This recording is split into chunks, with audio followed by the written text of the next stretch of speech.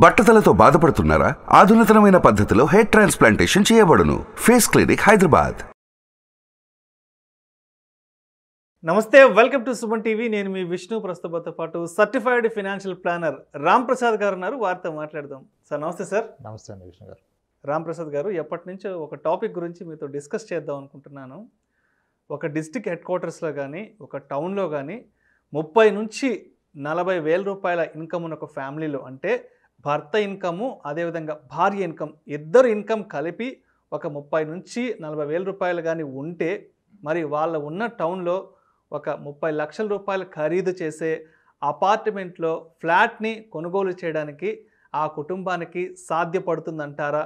ఒకవేళ సాధ్యపడితే మరి ఏ విధంగా ఫైనాన్షియల్ ప్లానింగ్ అనేది చేసుకోవాలంటారు? Yes sir, it's very valid and needed question మీరు అడిగింది. ఇన్కమ్ కనుక జాయింట్ ఇన్కమ్ సమ్వేర్ బిట్వీన్ 30 నుంచి 40 వేల మధ్యలో ఉన్నట్లయితే, మీరు అన్నట్టుగా ఇప్పుడు డిస్ట్రిక్ట్ హెడ్ క్వార్టర్లో కూడా 30 లక్షలు లేనిది డబుల్ బెడ్రూమ్ ఫ్లాట్ రాదు. సో దాన్ని కొనే అవకాశం ఉంటుంది ఫైనాన్షియల్గా. మొదటిగా ఏంటంటే 40,000 శాలరీ జాయింట్గా ఉన్నట్లయితే, జాయింట్గా ఇద్దరిది కలిపి 40,000 ఉన్నట్లయితే ఓకే, 30 లక్షల రూపాయలు ఇల్లు కొనుక్కునే అవకాశం అయితే ఉంది ఫైనాన్షియల్గా. పాసిబిలిటీ ఉంది. పాసిబిలిటీ ఖచ్చితంగా ఉంది. అయితే ఫస్ట్ ఇల్లు కొనాలా వద్దా? ఇల్లు కొనాలా వద్దా? ఎస్.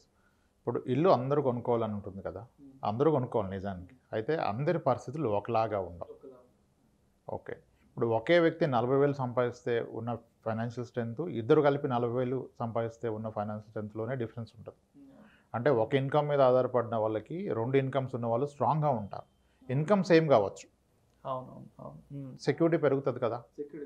అలానే ఇప్పుడు 40,000 శాలరీ వస్తూ వాళ్ళ మీద వాళ్ళ పేరెంట్స్ ఆధారపడకుండా వీళ్ళ లైవ్లీహుడ్ వీళ్ళు చూసుకుంటే వాళ్ళ కంఫర్ట్. ఇప్పుడు 40,000 శాలరీ వస్తూ పేరెంట్స్ యొక్క డిపెండెన్సీ ఉండి, నా పేరెంట్స్ నా బాధ్యత, వాళ్ళు పెన్షనర్స్ కాదు, వాళ్ళకి నేనంటూ మంత్లీ వాళ్ళ ఖర్చుల నిమిత్తం ఇవ్వాలంటే, మళ్ళీ అప్పుడు అతను వేరే 40,000 వచ్చేదానికి ఇతనికి పొంతన ఉండదు. రెస్పాన్సిబిలిటీస్ ఎక్కువ అంటే మళ్ళీ ఖర్చులు కూడా. సో ఇట్లా డిఫరెంట్ పారామీటర్స్ మీద ఆధారపడి ఉంటుంది కొనగలరా లేదా అనేది. ఇప్పుడు మనం తీసుకునే కండిషన్ ఐడియల్గా ఒక 30 ఏళ్ళ వయసులో ఉన్న వ్యక్తి, ఇద్దరు చిన్నపిల్లలు లేదా ఒక కిడ్, ఇంకా స్కూల్కి వెళ్ళట్లేదు, అంటే వాళ్ళ ఎడ్యుకేషనల్ ఎక్స్పెన్సెస్ స్టార్ట్ అవ్వలేదు, అండ్ ఇతను ఒక ప్రొఫెషనల్ అంటే క్వాలిఫైడ్ పర్సన్, ఇతను ఉన్న ఇండస్ట్రీలో కూడా జాబ్ ఇంచుమించుగా సేఫ్టీ ఉండే ఇండస్ట్రీలో ఉన్న పక్షంలో 40,000 శాలరీ ఉందనుకుందాం, మేబీ ఒకరికి కానీ ఇద్దరు కలిపి కానీ, అప్పుడు అతను 30 లక్షల రూపాయల ప్రాపర్టీ కొనొచ్చు. మొదటగా అతను చూసుకోవాల్సింది ఏంటి, నాకు లోన్ ఎలిజిబిలిటీ ఎంత వస్తుంది ఫస్ట్ పాయింట్, అండ్ నేను ఎంత రేట్లో ఉన్న ప్రాపర్టీ కొనాలి. ఓకే, లోన్ ఎలిజిబిలిటీ పరంగా 50,000 లోపు టేక్ హోమ్ శాలరీ ఉన్న వాళ్ళకి వారి యొక్క గ్రాస్ శాలరీలో 50% ఆఫ్ ద శాలరీ అతని ఈఎంఐగా ఉండొచ్చు బ్యాంక్ రూల్స్ ప్రకారం. అంటే 40,000 కనుక అతని గ్రాస్ శాలరీ అయితే, 40,000 టేక్ హోమ్ ఆర్ గ్రాస్, అంటే గ్రాస్కి టేక్ హోమ్కి మధ్య 2,000 తేడా ఉంటుంది ఉన్నట్లయితే, అతని హౌస్ యొక్క ఈఎంఐ 20,000 రూపాయలు పర్ మంత్ ఉండొచ్చు. ఇది ఎప్పుడు అతనికి మరే ఇతర ఈఎంఐస్ లేకపోతే, వేరే కమిట్మెంట్స్ లేకుండా. కానీ టిపికల్గా ఏమవుతుంది, 30,000 40,000 శాలరీ ఉన్న వాళ్ళకి ఒక బైక్ ఈఎంఐ, ఓకే, ఏ బజాజ్ ఫైనాన్స్లో ఏదో ఒక ఏసీనో రిఫ్రిజిరేటరో సంథింగ్ ఒక ఈఎంఐ నడుస్తూ ఉంటుంది. మీరు హోమ్ లోన్కి ప్రిపేర్ అయితే అదర్ ఈఎంఐస్ ఏమి పెట్టుకోకూడదు. ఫస్ట్ అదర్ ఈఎంఐస్ ఏమి ఉండకూడదు. సిబిల్ చాలా క్లియర్గా ఉండాలి. సిబిల్లో ఎటువంటి ఇబ్బందులు ఉండకూడదు. లేని పక్షంలో మీకు కనుక 40,000 రూపాయలు పర్ మంత్ శాలరీ ఉంటే, మీ యొక్క హోమ్ లోన్ ఎలిజిబిలిటీ ఎంత అంటే 20,000 ఈఎంఐ 20,000 దాటు, నెలకి 20,000 కట్టాలి. అది మీ ఎలిజిబిలిటీ. అయితే 20,000 ఈఎంఐకి ఎంత లోన్ వస్తుంది అనేది కదా క్వశ్చన్. ఓకే, అది ఎగ్జాక్ట్గా మీరు అన్న 30 లక్షలకి ఫిట్ అవుతుంది. 30 లక్షలు కరెక్ట్గా నేను ఏదైతే అడిగాను ఫిట్ అవుతుంది. ఎందుకంటే ఇప్పుడున్న ఇంట్రెస్ట్ చూసినట్లయితే ఇంట్రెస్ట్ రేటు 6.7 6.8% నడుస్తుంది. 6.55 కూడా కొన్ని బ్యాంక్స్ ఇస్తున్నాయి. ఓకే, సో ఒక 30 లక్షల రూపాయల లోను 6.7లో 30 ఇయర్స్ పాటు పెట్టాలి ఆయన. ఖచ్చితంగా హోమ్ లోన్ తీసుకున్నప్పుడు హైయెస్ట్ పాసిబుల్ టెన్యూర్కే వెళ్ళాలి. హైయెస్ట్ పాసిబుల్ మ్యాక్సిమం ఇంకా అంతే. అది 30 ఇయర్స్ వరకు ఇస్తారు. 30 ఇయర్స్ ఉన్న అతనికి అయితే ఏ బ్యాంక్ అయినా 30 ఇయర్స్ ఇస్తుంది. కొన్ని బ్యాంక్స్ 40 ఇయర్స్ ఉన్న వాళ్ళకి కూడా 30 ఇయర్స్ ఇస్తుంది. అంటే ఇతనికి 70,000 వచ్చేంత వరకు ఈఎంఐ యాక్సెప్ట్ చేస్తుంది. ఇక్కడ ఒక డౌట్ రావచ్చు, అదేంటి సార్ వర్కింగ్ 60 ఇయర్స్ వరకే కదా 70 ఏళ్ళు ఎలా కడతారంటే, బ్యాంకర్స్కి ఉన్న ఎక్స్పీరియన్స్ ఏంటంటే 30 ఏళ్ళు లోన్ తీసుకున్న ఏ వ్యక్తి 30 ఏళ్ళ పాటు కట్టడు, 10-15 నెలలకే క్లోజ్ చేస్తాడు. 20 ఏళ్ళు హోమ్ లోన్ తీసుకున్న వ్యక్తి కూడా ఇంచుమించుగా యావరేజ్గా సగానికి పైగా మంది 10 ఏళ్ళలోపు క్లోజ్ చేస్తున్నారు. అందుకనే వాళ్ళు ధైర్యంగా 30 ఏళ్ళ పాటు ఇస్తారు. దానికి వాళ్ళు కొన్ని పారామీటర్స్ చూస్తారు. ఇతను ఎడ్యుకేషన్ క్వాలిఫికేషన్ ఏంటి, ఇతను ఇండస్ట్రీ ఏంటి, జాబ్ సెక్యూరిటీ ఉందా, గ్రోత్ అవకాశం ఉందా అని ఇస్తారు. సో నార్మల్గా మనమేం ఆలోచిస్తామంటే 20 ఇయర్స్ లోన్ తీసుకుంటే 30 లక్షల లోన్ మీద నేను హార్డ్లీ ఒక 22 లక్షలే ఇంట్రెస్ట్గా కడుతున్నాను. అదే నేను 30 ఇయర్స్ తీసుకుంటే 39 లక్షలు ఇంట్రెస్ట్ కట్టాలి. 30 లక్షల లోన్ కనుక మీరు 30 ఇయర్స్ పాటు తీసుకుంటే మీరు ఓవరాల్గా కట్టే ఈఎంఐలో ఇంట్రెస్ట్ ప్రిన్సిపల్ కలిపి ఇంచుమించుగా 70 లక్షలు కడతారు. 39 లక్షల రూపాయలు ఇంట్రెస్ట్ పే చేస్తారు. అందుకని అది రాంగ్ అనుకుంటారు, నిజానికి అదే కరెక్ట్. ఓకే ఎందుకంటే ఇది ఇన్ డీటెయిల్ చాలా లెందీ అవుతుంది. సో అనుకోండి 30 ఏళ్ల పాటు 30 లక్షల రూపాయలు లోన్ తీసుకున్నారు వ్యక్తి, అతనికి ఈఎంఐ వచ్చి ఇంచుమించుగా 19,400 రూపీస్ వస్తుంది. ఓకే, ఇక్కడ అయితే చిన్న తేడా ఏంటంటే అదే వ్యక్తి 20 ఇయర్సే హోమ్ లోన్ పెట్టుకుంటే అతనికి 23,500 వస్తుంది, 30 ఇయర్స్ పెట్టుకుంటే 19,500 వస్తుంది. రెండింటి మధ్య వ్యత్యాసం 4,000. ఇప్పుడు వ్యక్తి ఏమని ఫీల్ అవుతాడు, ఈ 4,000 గురించి నేనెందుకు ఇంకా 15 లక్షలు ఎడిషనల్ ఇంట్రెస్ట్ పే చేయాలి, అదేదో ఇబ్బంది పడి 4,000 కడతాను అంటాడు. ఎట్టి బస్సులో ఆ పని చేయొద్దు, 30 ఏళ్ళే తీసుకోండి, అది మోస్ట్ ఐడియల్. నేను దీనికి ఒక సొల్యూషన్ ఇచ్చే ప్రయత్నం కూడా చేస్తాను.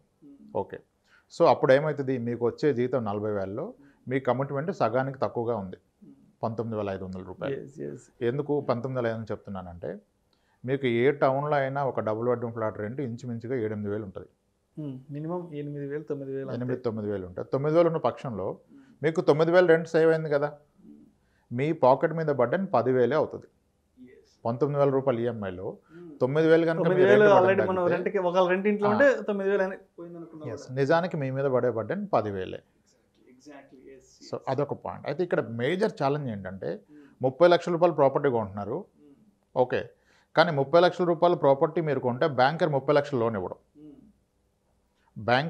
బ్యాంకర్స్లో మోస్ట్లీ మెజారిటీ ఆఫ్ బ్యాంక్స్లో రూల్ ఏంటంటే 30 లక్షలు ఆ లోపు ప్రాపర్టీ కొంటే ఇంచుమించుగా 90% లోన్ ఇస్తారు ప్రాపర్టీ వాల్యూలో మీరు కొంటున్నదాన్ని.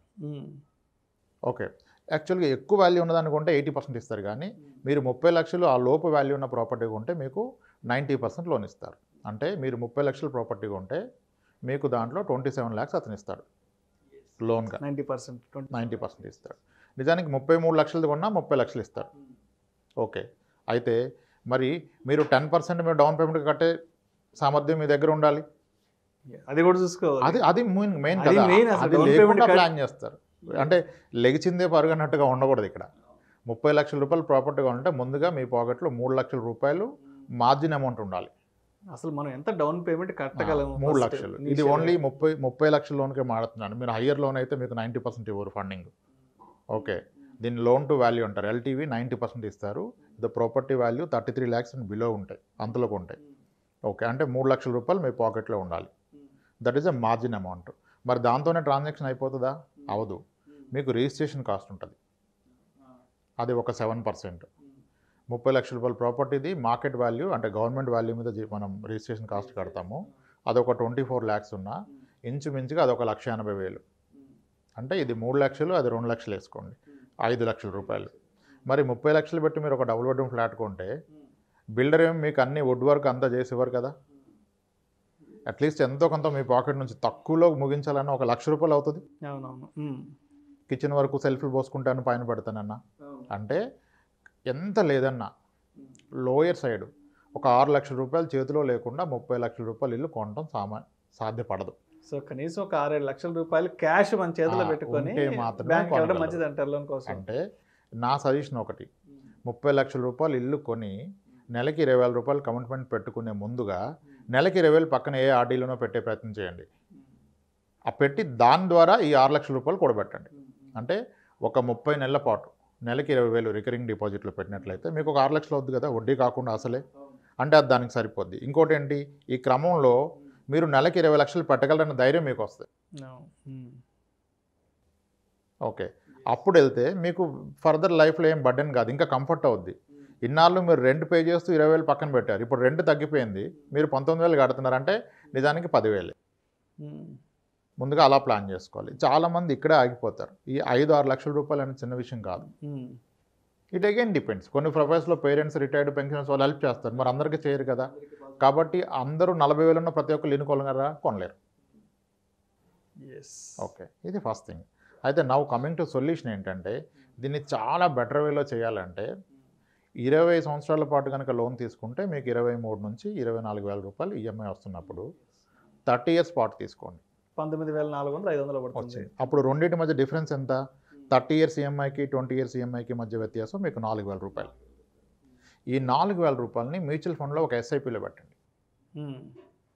అంటే మీరు ఎలా కన్సిడర్ చేసుకోవాలి? వ్యక్తి నేను 20 ఏళ్ళే తీసుకున్నా అనుకోండి, 20,000 తీసుకుంటే ఎలాగో 24,000 కడుతున్నారు కదా, ఇప్పుడు 30,000 తీసుకోండి, 24,000 కడుతున్నా అనుకోని 19,500 ఏమో లోన్ కట్టండి బ్యాంకర్కి, మిగిలిన 4,000 ఎస్ఐపిలో పెట్టండి. ఇప్పుడు చూడండి ఏం జరుగుతుందో. ఒక 10 ఏళ్ళు గడిచింది. 10 ఏళ్ళ తర్వాత కూడా మీ హోమ్ లోన్ అవుట్ స్టాండింగ్ ఇంకా 26 లక్షలు ఉంటుంది. మొదటి 10 ఏళ్ళలో మీరు ఎంత కట్టినా వాడు 4 లక్షలు తగ్గిస్తారు హోమ్ లోన్ క్యాలిక్యులేషన్ ప్రకారం. కానీ మీరు మ్యూచువల్ ఫండ్లో అప్పటి వరకు ఇయర్లీ ఒక 48,000 పెడుతున్నారు కదా, 4.8 lakhs పెట్టారు కదా 10 yearsలో. దాని విలువ ఒకవేళ 15% కనుక మీకు రిటర్న్ వచ్చినట్లయితే ఇది 10 లక్షలు అవుతుంది. ఫస్ట్ థింగ్ ఏంటి, మీ కార్ లోన్ ఇంకా నడుస్తుంది, అవుట్ స్టాండింగ్ ఉంది, మంత్లీ 20,000 కమిట్మెంట్ ఉంది, కానీ మీ మ్యూచువల్ ఫండ్లో 10 లక్షలు మీకు అవైలబుల్ ఉన్నాయి.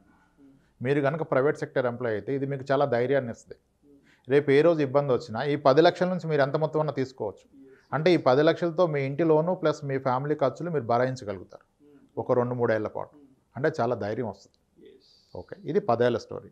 అదే 15 ఏళ్ల తర్వాత చూస్తే మీరు నెలకి 4,000 ఎస్ఐపి పెట్టిన దాని యొక్క విలువ ఇంచుమించుగా 24 లక్షలు అవుతుంది. కానీ 15 ఏళ్ల తర్వాత మీ హోమ్ లోన్ అవుట్ స్టాండింగ్ 20 లక్షలు 21 లక్షే ఉంటుంది. అంటే నిజానికి ఈ 4,000 మ్యూచువల్ ఫండ్స్లో పెట్టడం వలన ఆ రోజు కావాలంటే మీరు హోమ్ లోన్ క్లోజ్ చేయొచ్చు. మీకు అర్థమైంది కదా. అంటే సేమ్ మీరు 20 ఏళ్ళకి కడుతున్న 24,000 మీ కమిట్మెంట్, దాన్ని ఒక 4,000 ఎస్ఐపి, రిమైనింగ్ ఏమో 30 ఇయర్స్ పాటుగా ఈఎంఐ కట్టినట్లయితే 15 ఏళ్ల తర్వాత మీ మ్యూచువల్ ఫండ్ వాల్యూ 15% రిటర్న్ ఇచ్చినట్లయితే అది 25 lakhs అవుతుంది. కానీ 15 ఏళ్ల తర్వాత మీ లోన్ అవుట్ స్టాండింగ్ 21 lakhs ఉంది. సో ఇది క్లియర్ చేస్తే కూడా మీ పాకెట్లో 4-5 lakhs ఉంటుంది. ఇది 15 ఏళ్ల స్టోరీ. అంటే నిజానికి 15 ఏళ్ళకి మీ హోమ్ లోన్ క్లోజ్ అయిపోతుంది. అండ్ 10 ఏళ్ల తర్వాత నుంచి ప్రతిరోజు మీరు ధైర్యంగా ఉండొచ్చు. ఇక్కడ ఇది కడుతున్నారు కానీ జాబ్లో ఏం అన్సర్టెనిటీ ఉన్నా మీ మ్యూచువల్ ఫండ్ లాంటి మీకు కార్పస్ అవైలబుల్గా ఉంది తీసుకోవడానికి. ఇది 15 ఏళ్ళకి. అదే మీరు 20 ఏళ్ళు కొనసాగించినట్టయితే 20 ఏళ్ల తర్వాత మీ హోమ్ లోన్ అవుట్ స్టాండింగ్ 16 లక్షలకి 15 లక్షలకు వచ్చేస్తుంది. 20 ఏళ్ల తర్వాత మీ మ్యూచువల్ ఫండ్లో అక్యుములేట్ అయిన అమౌంట్ 50 లక్షలు దాటిపోతుంది. ఓకే, అలా 25 ఏళ్ళకి వెళ్తే మీ మ్యూచువల్ ఫండ్ అమౌంట్ 1,11,00,000 అవుతుంది. మీ లోన్ అవుట్ స్టాండింగ్ 6 lakhs ఉంటుంది. 30 ఏళ్ల పాటు కనుక మీరు 4,000 రూపాయల ఎస్ఐపిని హైపోతికల్గా ఒక 15% రిటర్న్ క్యాలిక్యులేట్ చేస్తే మీకు అక్యుములేట్ అయ్యే కార్పస్ 2 కోట్ల రూపాయలు. 2 కోట్ల రూపాయలు అంటే ఆ 2 కోట్లని మీరు కావాలంటే మళ్ళీ మీ రిటైర్మెంట్ కార్పస్ కింద వాడుకోవచ్చు. అంటే పూర్తిగా రిటైర్మెంట్కి సరిపోద్దని చెప్పను. ఓకే, ఫస్ట్ ఏంటి, ఇనిషియల్గా మనం లోన్ కొనగానే మన మీద వస్తున్న బర్డెన్ని తగ్గించుకోవాలి. ఎందుకంటే హోమ్ లోన్ కొన్నామని మన బాధ్యతలు ఏం పెరగకుండా ఉండవు. హోమ్ లోన్ కొన్నప్పుడు ఒక కిడ్ ఉంటాడు, నెక్స్ట్ ఇంకో కిడ్ వస్తే కరెక్ట్. హోమ్ లోన్ కొన్నప్పుడు కిడ్స్ 2 years, మరి 4 years పోతే వీళ్ళ ఎడ్యుకేషన్ స్టార్ట్ అవుద్ది. మీ శాలరీ ఒక 10,000 పెరిగిన నెలకి వీళ్ళ ఎడ్యుకేషన్ నెలకి 10,000 వచ్చేస్తుంది 2 kids ఉంటే. సో కాబట్టి హోమ్ లోన్ని బర్డెన్ కాకుండా చూసుకోండి. కొనటం ఒకటే కాదు, చాలామంది ఏం చేస్తారంటే క్యాలిక్యులేషన్స్ ఏమీ చేయకుండా ఒక హోమ్ లోన్ వస్తుంది అనగానే లోన్ ఎలిజిబిలిటీ కూడా చెక్ చేయరు, ముందు అడ్వాన్స్ ఇచ్చేస్తారు. ఇంకా అప్పుడు ఇరుక్కుపోతారు. అప్పుడు ఎక్కలేని అన్నీ తీసేస్తారు. మార్కెట్లో మిస్లీడింగ్ చాలామంది ఉంటారు. ఒక వ్యక్తి వచ్చి చెప్తాడు, మీకు ఎందుకు సార్ హోమ్ లోన్ అప్లై చేయండి, ప్యారలల్గా పర్సనల్ లోన్ కొట్టేద్దాం అంటాడు. బ్యాంకర్ని మోసం చేయడం పెద్ద పని కాదు. అంటే 2 ప్యారలల్గా ప్రాసెస్ ఆయనకి యాక్చువల్గా ఎలిజిబిలిటీ ఉండదు. హోమ్ లోన్ తీసుకుంటే పర్సనల్ లోన్ రాదు. కానీ చాలామంది ఏం చేస్తారంటే, చాలా కేసులు నేను అబ్జర్వ్ చేశాను, అందుకని చెప్తున్నాను. హోమ్ లోన్ ఈ 30 లక్షలు ప్రాసెస్ అయ్యే టైంలోనే ఇతను ప్యారలల్గా ఇంకొక బ్యాంకులో 5 లక్షల రూపాయలు పర్సనల్ లోన్ తీసుకుంటాడు. అప్పుడు ఏమైంది, 5 లక్షలు వచ్చింది నిజానికి, హోమ్ లోన్ వచ్చేసింది. ఇక్కడ 20,000 కట్టాలి, 5 లక్షలకేమో ఆయన 10,000 అక్కడ కట్టాలి ఈఎంఐ.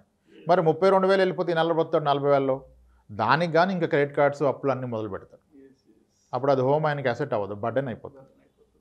సో హోమ్ లోన్ని చాలా క్యాలిక్యులేటివ్గా ప్రిపేర్డ్గా, హోమ్ లోన్ అంటే ఇలా అనుకొని అలా కొనకూడదు, దానికి ప్రిపేర్ అవ్వాలి. 5.5 నుంచి 6 లక్షల రూపాయలు చేతులు లేని పక్షంలో 30 లక్షల రూపాయలు ఇల్లు కొనలేరు. 30 లక్షలు ఇల్లు కొని దాంట్లో ఒక 29 లక్షలు లేదా 27 లక్షలు లోన్ తీసుకుంటే మీ ఈఎంఐ 18 నుంచి 19 మధ్యలో ఉంటుంది. 30 years పెట్టుకోవాలి. ఎవరైనా సరే ప్రైవేట్ సెక్టర్ ఎంప్లాయ్ అతని లోన్ని మ్యాక్సిమం పాసిబుల్ టెన్యూర్ పెట్టుకోవాలి. అందరూ అనుకున్నది ఏంటంటే ఇంతకాలం ఇంతెందుకు కడతానని. అసలు ఒక్క లాజిక్ ఆలోచించండి, మీరు 30 లక్షలు లోన్ తీసుకుంటే మీరు కట్టే ఈఎంఐ 19,500. అది బోత్ ప్రిన్సిపల్ అండ్ ఇంట్రెస్ట్. అసలు ఎవరైనా 30 లక్షలు ఇస్తారా నెలకి 20,000 వడ్డీ ఇస్తానంటే? అంత అవకాశం ఉన్నప్పుడు దాన్ని మీరు ఉంచుకోండి, అది మంచి అప్పు. దాన్ని ఉంచుకొని ఆ ఎక్సెస్ అమౌంట్ని ప్రాపర్గా ఇన్వెస్ట్ చేస్తే మీకు కూడా లైఫ్లో కాన్ఫిడెన్స్ బిల్డ్ అవుతుంది. ప్యారలల్గా నాకంటూ ఒక అసెట్ ఉంది అని ఆ విధంగా ప్లాన్ చేసుకోవచ్చు సార్. సో ఏదైనా సరే ఒక ప్రాపర్ ఫైనాన్షియల్ ప్లానింగ్ ఉండాలంటారు. ఒక ఫైనాన్షియల్ అడ్వైజర్ యొక్క వాళ్ళ సజెషన్స్ సలహాలు కూడా తప్పనిసరిగా తీసుకోవాలి. కూడా ఒక క్యాష్ ఫ్లో డిజైన్ చేసుకోవాలి. క్యాష్ ఫ్లో డిజైన్ చేసుకోవాలి. మన ఇన్కమ్ ఎలా పెరుగుతుంది, మన ఖర్చులు ఎలా పెరుగుతాయి, దాని నుంచి నేను హోమ్ లోన్ బేర్ చేయగలనా. ఇన్ కేస్ ఇన్ బిట్వీన్ 6 ఇయర్స్కో 8 ఇయర్స్కో 10 ఇయర్స్కో ఏ రీజన్ వల్లైనా నా ఇన్కమ్ ఆగిపోతే, నా జాబ్లో గ్యాప్ వస్తే ఎలా చేయాలి అనేది ముందుగా ఆలోచించుకుంటే హోమ్ తీసుకున్నాం కూడా మీరు ప్రశాంతంగా పడుకోవచ్చు. ఆ తీసుకొని టెన్షన్ పడిపోకూడదు కదా రోజు. ఆ ఇంట్లో కూడా ప్రశాంతంగా నిద్ర పట్టదు మీకు. Thank you sir, thank you so much. ఒక డిస్ట్రిక్ట్ హెడ్ క్వార్టర్స్లో కానీ ఒక టౌన్లో కానీ 30 నుంచి 40 వేల రూపాయల ఇన్కమ్ ఉన్న ఫ్యామిలీలో మరి ఒక 30 లక్షల రూపాయలు ఖరీదు చేసే అపార్ట్మెంట్లో ఫ్లాట్ని ఏ విధంగా కొనుగోలు చేయవచ్చు అనే అంశం గురించి ప్రేక్షకులకు మీ విశ్లేషణ ద్వారా చాలా అద్భుతంగా వివరించారు sir. Thank you so much sir. ఇలాంటి మరిన్ని ఇంట్రెస్టింగ్ వీడియోస్, వాల్యుబుల్ ఇన్ఫర్మేషన్ కోసం వెంటనే మా Suman TV money channel subscribe చేయండి, లైక్ చేయండి, షేర్ చేయండి. అదేవిధంగా మీ అభిప్రాయాలను వీడియోస్ కింద కామెంట్స్ రూపంలో మాకు తెలియచేయండి. This is Vishnu signing off. Suman టీవీలో మీ పర్సనల్ అండ్ బిజినెస్ ప్రమోషన్స్ కోసం కింది నెంబర్కి కాంటాక్ట్ చేయండి.